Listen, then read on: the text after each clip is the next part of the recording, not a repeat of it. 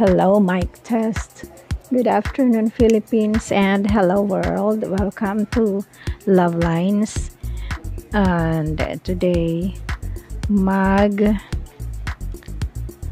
upload ako ng mag-install ako ng bagong app. Kasi I cannot play. Ano ba? Ano ba yan?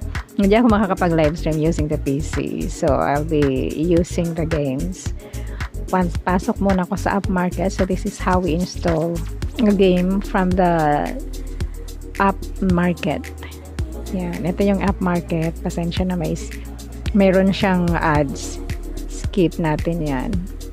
And we search for search na yung app na i-install.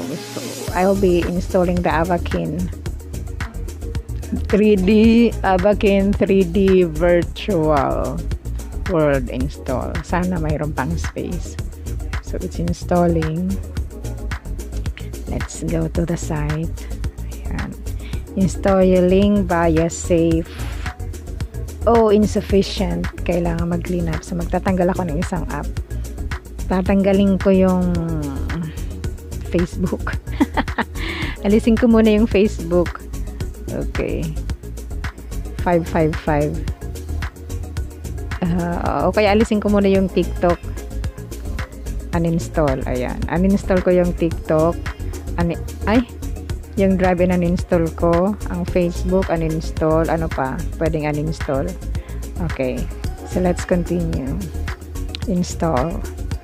Ganun lang. So, later, install ko ulit yung uninstall lang. TikTok and Facebook. This is 121 MB. Installing via safe installation. Okay.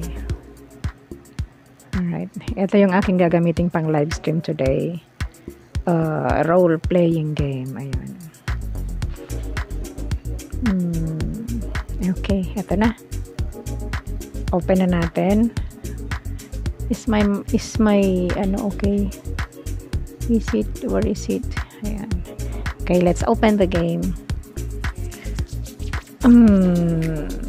And then, ayan, naka-open na.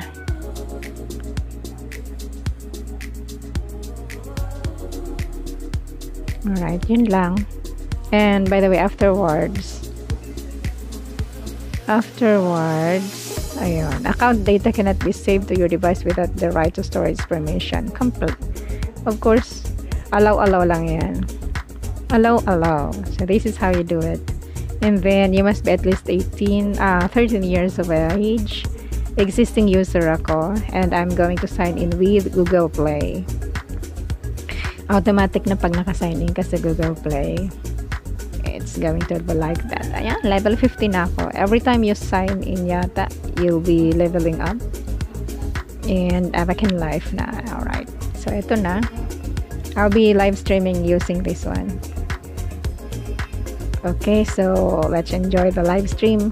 And yeah. Ayan, free spin. Okay. Out ko na muna. App features, improvements, etc. Alright. Marami siya na Okay. This is just how to install this game using the phone.